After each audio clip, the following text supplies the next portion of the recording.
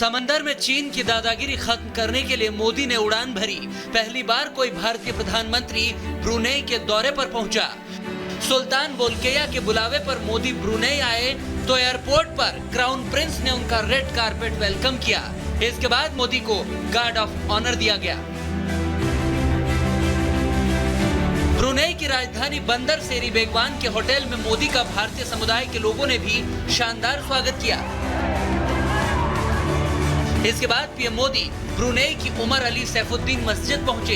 यानी कूटनीति और दोस्ती मजबूत होती जा रही है। भारत ब्रुनेई के साथ समुद्री सुरक्षा और क्षेत्रीय स्थिरता जैसे क्षेत्रों में सहयोग बढ़ाने पर जोर दे रहा है, क्योंकि दक्षिणी चीन सागर में चीन के खिलाफ ये दोनों देश भारत का बड़ा हथियार बन सकते हैं।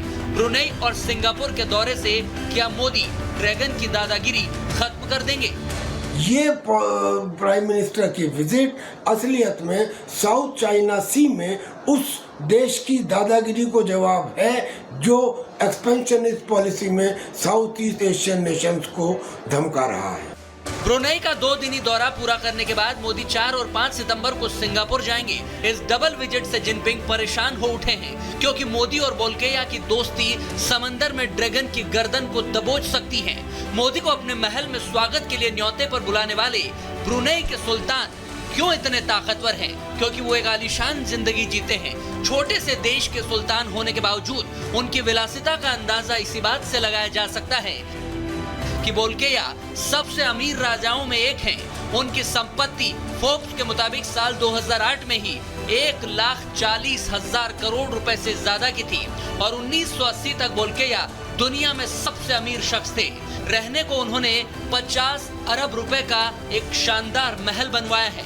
वो लग्जरी लाइफस्टाइल और महंगी गाड़ियों के शौकीन है। कहा जाता है कि बोल्किया के पास करीब 7,000 गाड़ियों का एक शानदार काफिला है। सुल्तान इतने अमीर है कि 16 लाख रुपए तो वो सिर्फ अपनी दाढ़ी बनवाने पर खर्च करते हैं। उनके हेयर स्टाइलिस्ट महीने में 2 बार लंदन से बाकायदा प्राइवेट चार्टर्ड प्लेन से बुलवाए जाते हैं। बोल्किया ब्रुनेई के 29वें सुल्तान हैं। 1984 में अंग्रेजों के जाने के बाद से ही वो ब्रुनेई के प्रधानमंत्री के पद पर भी हैं। महारानी एलिजाबेथ द्वितीय के बाद बोल्किया सबसे लंबे वक्त तक राज करने वाले राजा हैं। इसीलिए 2017 में बाकायदा 50 साल पूरे करने पर उन्होंने गोल्डन जुबली भी मनाई थी। सोचिए, इतना रईस सुल्तान भी मोदी का दीवाना है और यही तो जिनपिंग की परेशानी की वजह है, क्योंकि चीन की घेराबंदी सिंगापुर और छोटे ही सही मगर ब्रुनेई जैसे अहम देश के जरिए मोदी कर रहे हैं। Bureau report, Republic Bharat.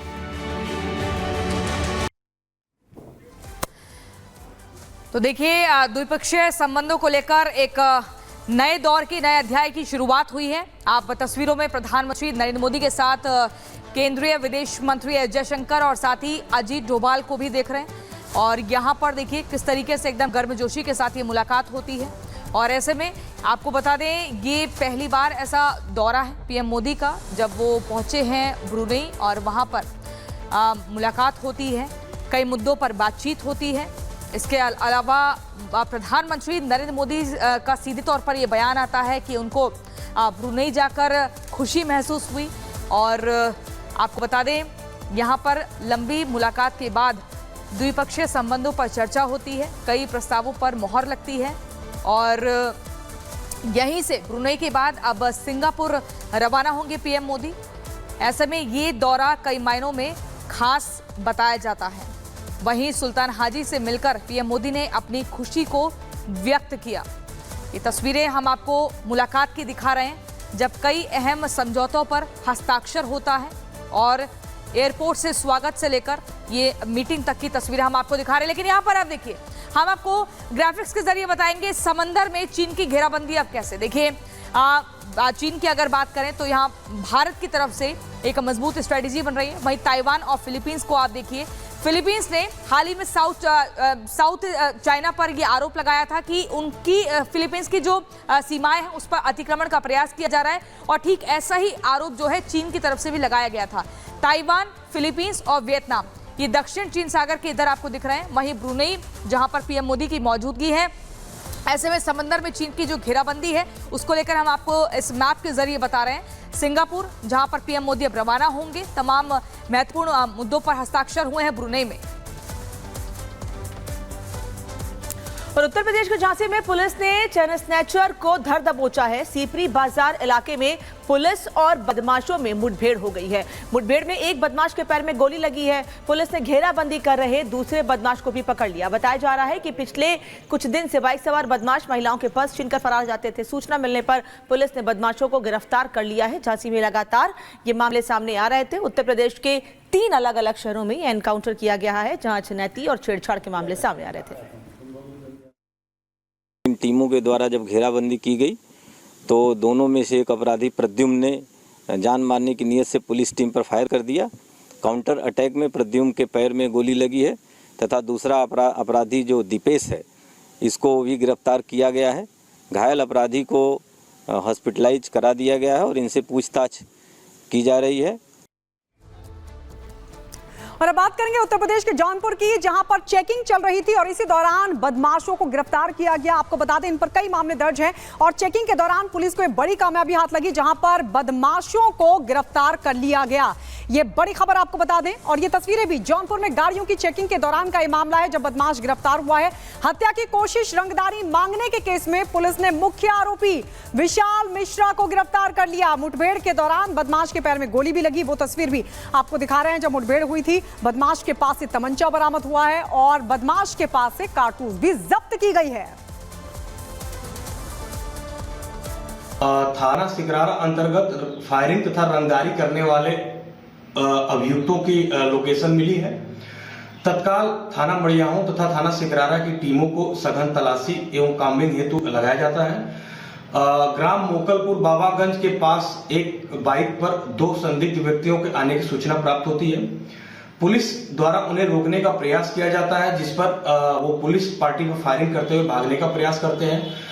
आत्मरक्षार्थ police द्वारा जवाबी फायरिंग की जाती है, जिसमें एक अभियुक्त विशाल मिश्रा पुत्र काशीनाथ मिश्रा निवासी ग्राम डिंगरपुर थाना जलालपुर जौनपुर का रहने वाला है, जो कि मुठभेड़ में गिरफ्तार किया गया तथा इसके साथ जो एक संदिग्ध व्यक्ति था वो अंधेरे का फायदा उठाते हुए भागने में सफल रहा है। टीमों को शेष की गिरफ्तारी हेतु लगा दिया गया है। और चलिए इसी बीच अगली खबर आपको बुलंदशहर से बताते हैं, जहां पर 2 अलग अलग जगहों से 3 गौ तस्करों की गिरफ्तारी हुई है। लेकिन इस गिरफ्तारी से पहले आपको बता दें, पुलिस और गौ तस्करों के बीच मुठभेड़ की तस्वीर भी सामने आई है। मुठभेड़ के बाद आपको बता दें, गौ तस्कर के पैर पर गोली लगती है इस एनकाउंटर में और उसके बाद इनको गिरफ्तार कर लिया जाता है। ये उत्तर प्रदेश के 3 शहरों में जिस कदर एनकाउंटर हुआ और एनकाउंटर के बाद आप देखिए तीनों ही गौ तस्कर जो हैं गिरफ्तार हो चुके हैं। उससे पहले 2 अलग अलग जगहों पर पुलिस की टीम पहुंचती है।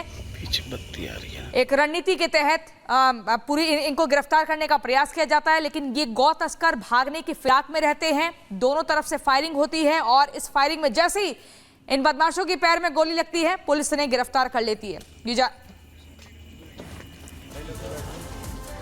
उत्तर प्रदेश में 10 विधानसभा सीटों पर उपचुनाव होने हैं। सभी तैयारियां हैं, पार्टियों के अपने अपने दावे हैं, इसीलिए सियासी दंगल में इससे पहले हर कोई एक दूसरे पर जमकर सियासी तीर छोड़ रहा है। सीएम योगी चुनावी मंचों से प्रदेश की जनता को सपा शासनकाल की याद दिला रहे हैं, तो अखिलेश दलील दे रहे हैं कि महिला उत्पीड़न में यूपी सबसे आगे है।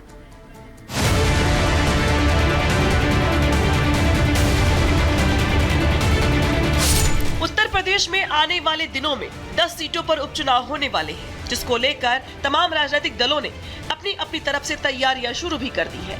लोकसभा चुनाव में खराब परफॉर्मेंस के बाद बीजेपी उपचुनाव में किसी भी चूक करने के मूड में नहीं है, तो वहीं दूसरी तरफ समाजवादी पार्टी ने भी पूरा जोर लगा दिया है। जुबानी हमले तेज हो गए हैं, आरोप प्रत्यारोप का दौर चल पड़ा है। उत्तर प्रदेश के मुख्यमंत्री योगी आदित्यनाथ लगातार समाजवादी पार्टी और कांग्रेस पर हमलावर है। भ्रष्टाचार के मुद्दे पर योगी आदित्यनाथ कभी प्रदेश की जनता को सपा शासनकाल की याद दिलाते हैं, तो कभी अयोध्या के मोहित खान और कन्नौज के नवाब सिंह यादव के नाम पर समाजवादी पार्टी को चरित्र का आईना भी दिखाते हैं। सामाजिक ताने बाने को छिन्न भिन्न किया, अराजकता और गुंडागर्दी इनके डीएनए का हिस्सा है। इनका कारनामा वही है जो अयोध्या में एक निषाद बेटी के साथ समाजवादी पार्टी के नेता के द्वारा किया गया था।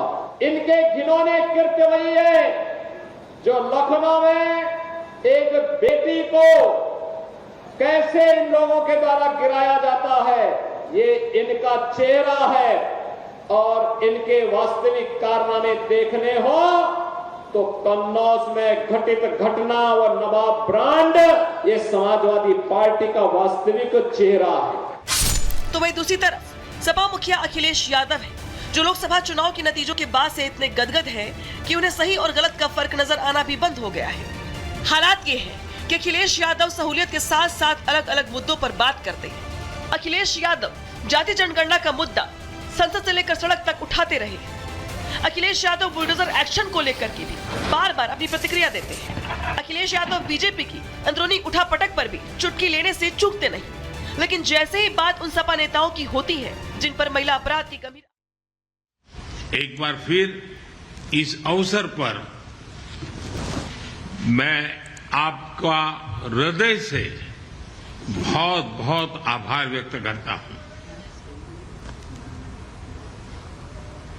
तो प्रधानमंत्री नरेंद्र मोदी ने